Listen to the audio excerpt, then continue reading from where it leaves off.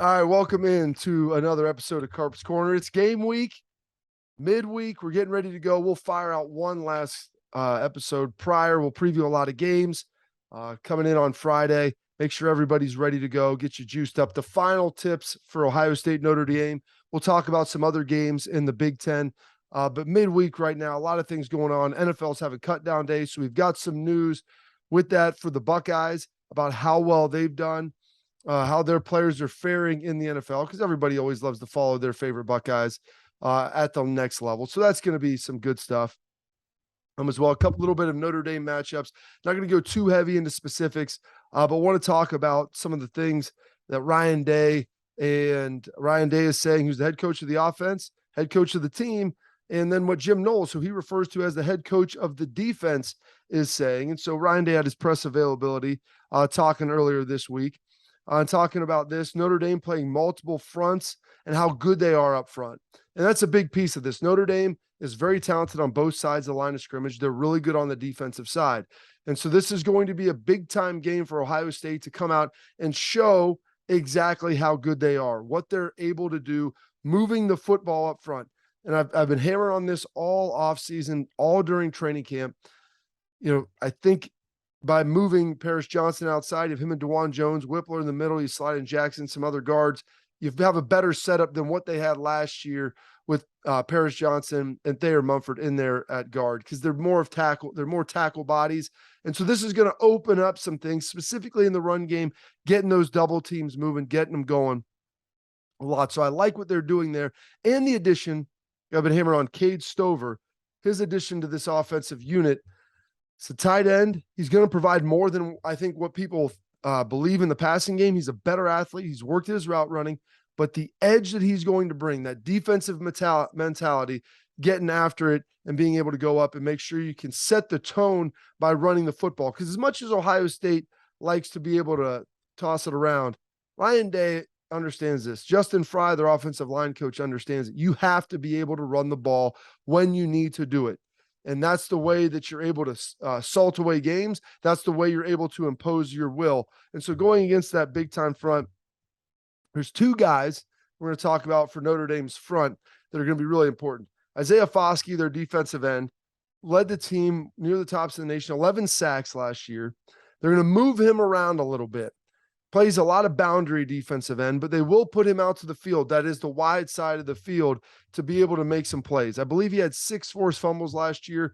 That was tops, I believe, in the NCAA. And so he is a big-time playmaker. You look at him, he's 6'5", he's long, he's athletic. And so they're going to have their hands full with him. He's a great pass rusher. How do you slow down a great pass rusher? A lot of times you'll run the football at him. And talking with Cade Stover, like, that's going to be a great challenge for him in some of those run sets to be able to get on Foskey and try to wear him out. And then also in the chip game, he'll stay in some, but also for Paris Johnson and DeJuan Jones, Isaiah Foskey, that matchup there on the perimeter, look at that. And then the other part of that defensive line that's really good, look inside. It's Jason Ademiliola, and he's a graduate 5th-year senior, really talented player, probably their best interior run defender.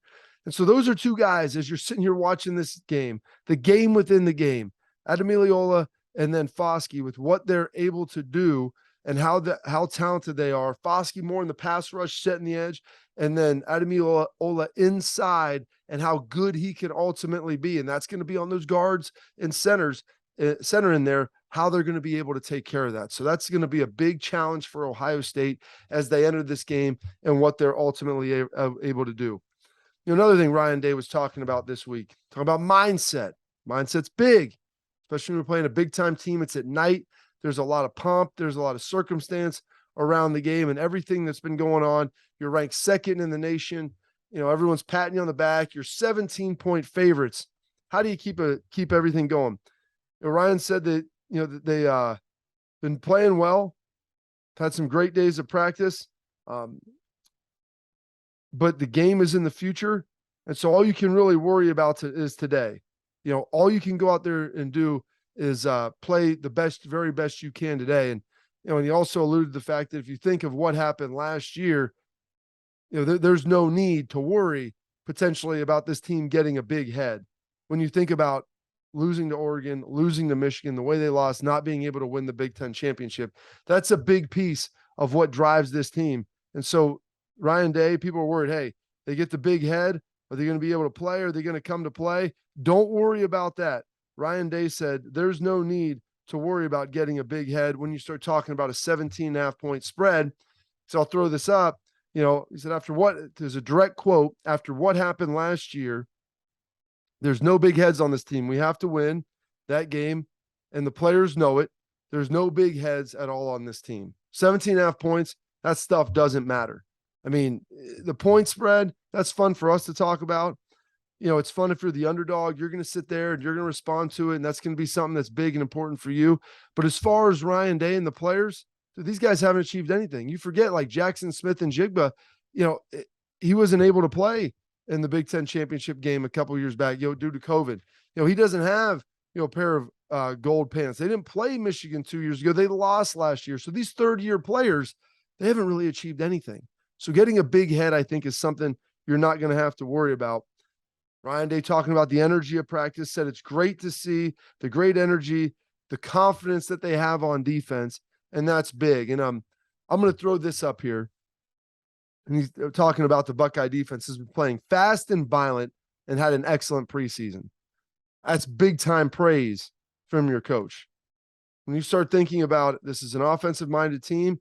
All of the changes and renovations that happened to this defense over the season, what they've done, bringing in Jim Knowles, moving some pieces around, asking some of the tough questions, making sure that they're going to be able to go out and be physical, have that edge. The compliments from Ryan Day, the things Jim Knowles has said that we'll get into here shortly, that's a big piece of how good this Buckeye team can be, because defense is as much a mentality as it is X's and O's. It's about execution. It's about energy. It's about tackling. And I was joking around with some of the guys here this week with how electric this stadium is going to be. Talk about energy, talk about passion.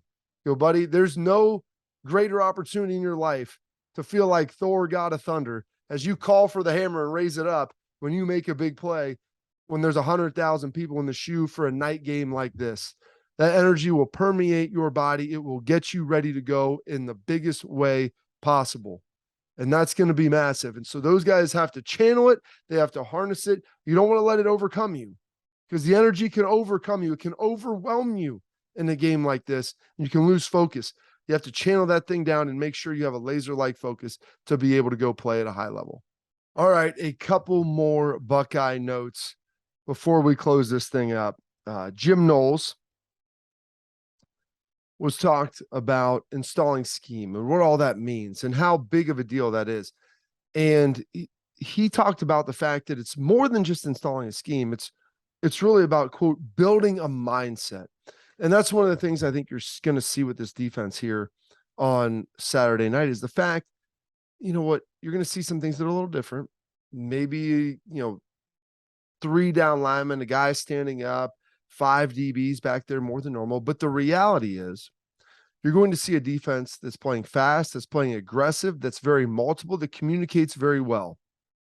And that is going to be the key for success for this Buckeye defense, for them to be able to do that at an incredibly high level. And I think that they can. They will have the ability to do it. And Jim Knowles goes and tells us right there, scheme is important, without a doubt. And there's guys, when they have players who are executing at a high level and they know how to play to their players' strengths, that's going to make a difference. But more important than scheme is that attitude. It's the execution. It's the mindset right there. The ability to understand what you need to do and to be locked in to go have success.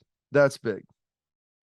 And then one of the things Jim Knowles referenced this week was, are they ready? Well, he says this, we're playing against the nation's best offense. I mean, it makes sense, right? CJ Stroud, Jackson Smith and Jigba, Emeka Egbuka, Julian Fleming, Marvin Harrison Jr., Travion Henderson, a really good offensive line. They have all the weapons. They have a guy who might win the Heisman Trophy. I think he will if he has the year we expect him to. And so with all of those things combined, they're playing against the best of the best. It's like the top gun of college football. So that is your measuring stick each and every day in practice. So that's why Jim Knowles feels so confident. You haven't seen him against anybody else. And until I see this defense live and in action, I'm not going to say they're crazy 10 out of 10 good. I'm going to give them an 8 out of 10. Talked a lot on the radio this week. People have asked me, Cleveland and Dayton, how good is this defense? I'm going to give them an 8 until I watch them on the field. I have a suspicion that they're going to exceed expectations, but you can't ultimately realize that until you see them in live bullets. You have a lot of guys who have a lot of experience. They have that mindset. They're ready to go. They've been playing against the nation's best offense each and every day. And with that, that is going to give this team the ability to go jump and have success, especially on the defensive side of the ball. Now, a couple other things. I'm going to throw this up here about Lou Holtz. He's the man. Ohio guy, coached at Ohio State, loves Ohio State, coached at Notre Dame, loves Notre Dame. One of the best guys you'll find. Said, I wrote Brian Kelly maybe 8 positive letters during his time at Notre Dame. I go to the mailbox every day hoping to find an answer. He never just responded to one of them. Kelly left Notre Dame following last season to coach at LSU. And Lou Holtz is a guy very similar to Jim Tressel, akin to him, and the Woody Hayes tree. Understanding the communication, positive reinforcement, those things are big. When you're a head coach at a prominent university, Ohio State, Notre Dame, Texas, Bama, USC, and especially like the Bamas, Notre Dames, Ohio States, Texases, like places like that, the fire is hot. The lights are bright. And so you have some downtimes. You need some encouragement. Brian Kelly was at Notre Dame for a decade.